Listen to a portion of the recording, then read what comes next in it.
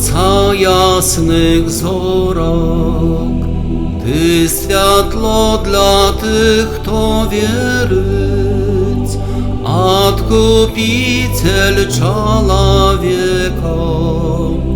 Opaczuj malbu pokorny, Zmiłowался Ty nad nami, bo всім гибель погрожала.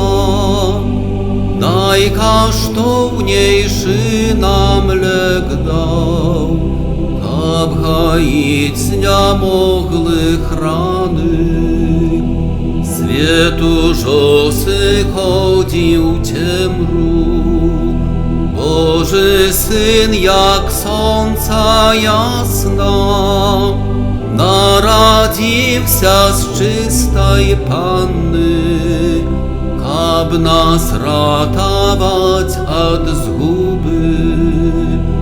Просим літостивий Пане, і суддя всіх справедливий, поможи нам у змаганні з лютим ворогом збавлення.